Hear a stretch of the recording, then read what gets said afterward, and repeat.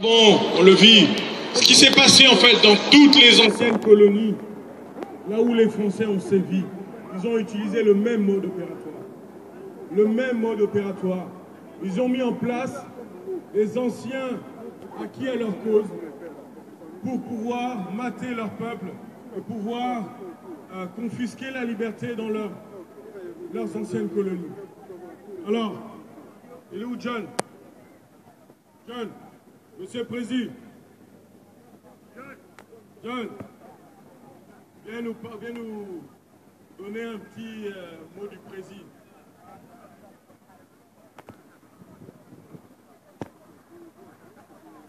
Allô, allô, allô. Eh oui, la démocratie telle que vous la vivez en France, la démocratie telle que les Français la vivent ici. Malheureusement, au Gabon, les politiciens français n'ont aucune envie que la démocratie puisse s'installer au Gabon. Pourquoi je le dis? Pourquoi nous, Gabonais, Franco-Gabonais, le pensons?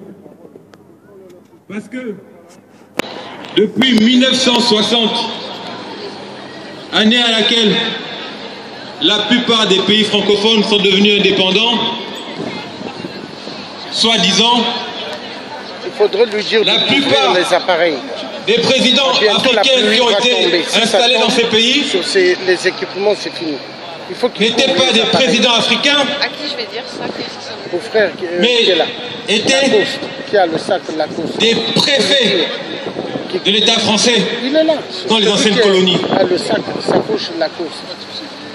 Excusez-moi, mais je vois pas le... C'est pas un mensonge, c'est une affirmation. Sa poche Lacoste.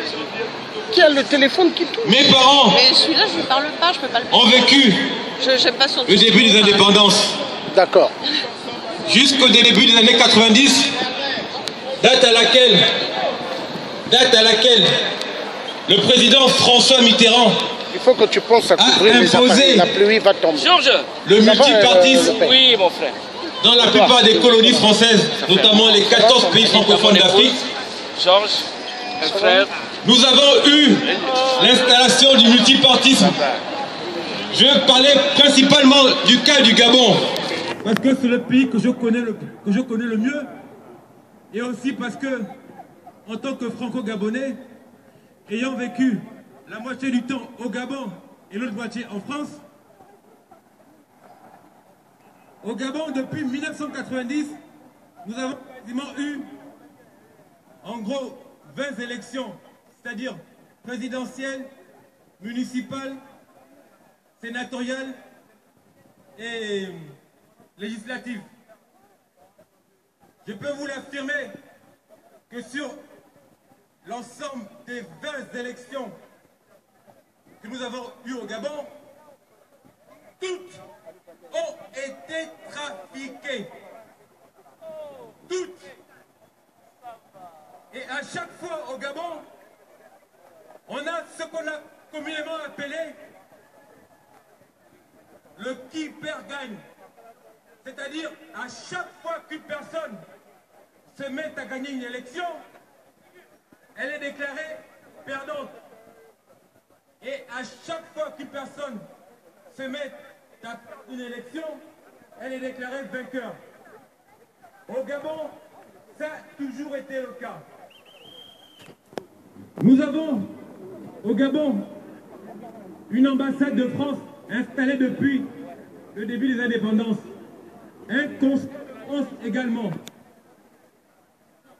Je me rappelle, j'ai discuté il y a cela quelques années avec un ami algérien qui m'avait dit « Écoute frère, ce qui s'est passé en Algérie dans les années 60, où lorsque la France s'est mise à perdre l'indépendance énergétique en Algérie par rapport au pétrole algérien, l'État français avait décidé que ça ne se passe plus de la même façon dans d'autres pays, notamment pour le bassin du golfe de Guinée, qui est une éponge à pétrole. Le Congo, le Gabon, le Cameroun, la Guinée équatoriale est une zone qui est exploitée particulièrement par l'entreprise Total. Auparavant, c'était Elf. Et on commence à en avoir marre. Parce que le Gabon, c'est le pays de mes grands-parents, le pays de mes parents et le pays de beaucoup de mes compatriotes ici. Je suis français, je suis également gabonais. Et je n'arrive pas à comprendre le cynisme des politiciens français, notamment gauche, droite, réunis, qui, à chaque fois qu'une élection présidentielle se passe au Gabon, à chaque fois, le pouvoir en place se met à tripatouiller les élections.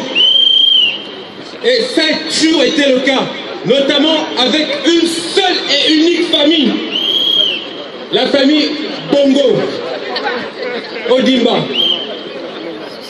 Nous avons eu l'année dernière, en 2016, l'élection gabonaise qui, pour nous, a été la plus médiatiquement couverte.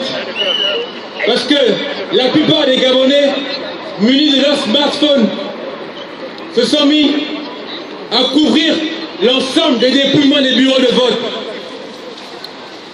Il en est ressorti que le président Jean-Ping Okoka devait logiquement être élu parce qu'il avait obtenu la majorité des suffrages.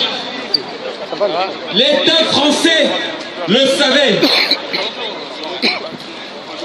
Le gouvernement des États-Unis également le savait. Les observateurs français et européens le savaient. Mais qu'est-ce qui s'est passé pendant ce temps? Le soir de la déclaration des résultats de cette élection, il s'est passé ce qu'on appelle un braquage. Le gouvernement français le sait, l'ensemble de la classe politique française également. Et pendant ce temps, le président qui devait logiquement accéder au pouvoir a quasiment risqué sa vie, et avec l'ensemble des Gabonais de son entourage. Malheureusement, ces personnes ont été littéralement massacrées. Je veux vous reproduire la situation de manière imagée.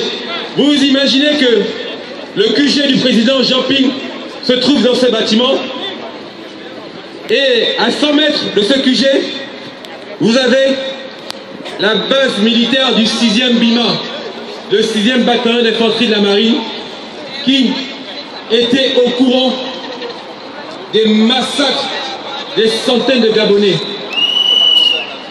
Ce n'est pas un mensonge, c'est quasiment une affirmation. Comment pouvez-vous concevoir que, après plus de 60 semaines de manifestations,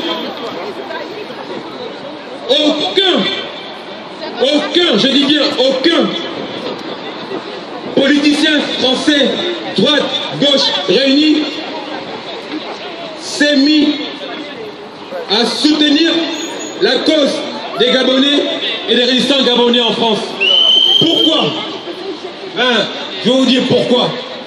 Parce que dans l'esprit des politiciens français, exploiter les ressources minières d'un pays est plus importante que la vie des populations résidant dans ce pays. Cela s'est passé en Algérie dans les années 60, notamment lorsqu'ils ont perdu l'exploitation des ressources pétrolières d'Algérie. Ils se sont dit que pour gagner l'autonomie minière de la France, il fallait trouver une nouvelle source de revenus. Et malheureusement, cela s'est répercuté sur le golfe du Guinée, notamment le Congo, le Gabon, la Guinée équatoriale. Et demandez-vous pourquoi c'est comme ça. Ben, vous remarquerez que en Guinée équatoriale, au Gabon, au Congo, il n'y a que des dictatures. Et nous avons décidé, nous, franco-gabonais ou franco-africains, que cela ne pourrait plus se passer. Parce que en 2017, la démocratie telle que la France la défend dans des pays autres que l'Afrique francophone, nous estimons que le cynisme avec lequel la France se met à insulter la plupart des pays francophones d'Afrique, c'est quasiment un comportement d'esclavagisme. Vous comprenez? Nous sommes devenus des esclaves dans notre pays. Les Algériens, un peuple que j'apprécie particulièrement parce que c'est des soumis, m'ont fait comprendre que, frère, la liberté, on ne te la donnera jamais. Elle s'arrache. Donc, autant que vous défendez la démocratie en France, au Gabon, nous aussi, nous voulons la démocratie. 2016, nous avons manifesté. 2017, nous avons manifesté. Et vous savez ce qui va se passer au Gabon en 2018? Vous savez ce qui va se passer? Nous avons près de 20 000 Français au Gabon. Donc 10% des 20 000 Français au Gabon sont des sans-papiers. Parce que les sans-papiers en France, il y a des Africains. Au Gabon, il y a également 10% des 20 000 Français au Gabon qui sont sans-papiers. Il y a 200 PME françaises au Gabon. Bon, vu que les ressources minières du Gabon sont exploitées par l'ensemble des entreprises françaises et que au Gabon, nous ne bénéficions quasiment pas des retombées des ressources minières exploitées au Gabon, qu'est-ce qui va se passer au Gabon? Et nous en France, nous allons mettre le feu aux intérêts français au Gabon. Parce que il est inconcevable qu'en 2017, un pays de 1 million d'habitants, c'est-à-dire la population de la région de la Seine-Saint-Denis, les Gabonais vivent comme des pauvres. Le PNB du Gabon est de 7 000 $ par habitant. C'est quasiment, c'est-à-dire si les ressources étaient correctement exploitées et également réparties, le Gabon serait un petit Qatar. Mais sans en vouloir au Bangladesh ou autre pays pauvre, à l'heure actuelle au Gabon, le pays est un pays riche, mais le peuple est pauvre. Parce qu'il y a une bande de larbins qui se mettent à exploiter les ressources minières du Gabon avec la connivence des politiciens véreux en France. Et personne, nous les connaissons. Ça fait plus de 69 semaines que nous sommes là. Et les seules chaînes de télévision qui sont venues couvrir notre manifestation, il n'y a que TV5 et 2 journaux, notamment Libération et Marianne. Pourquoi pas BFM? Pourquoi pas TF1? Parce que BFM et TF1 appartiennent à Bolloré. Bolloré, c'est l'ami des dictateurs francophones d'Afrique. Et nous en avons marre. Donc à partir de maintenant, à partir de 2018, les intérêts français, les RG sont là, ils nous écoutent. Mon numéro de téléphone est sur écoute, je n'en ai rien à cirer. Ce qui va se passer au Gabon, les intérêts des politiciens français seront menacés. Parce qu'il est inconcevable qu'au Gabon, nous puissions vivre comme des chiens alors que nous avons l'ensemble des ressources minières exploitées dans le monde.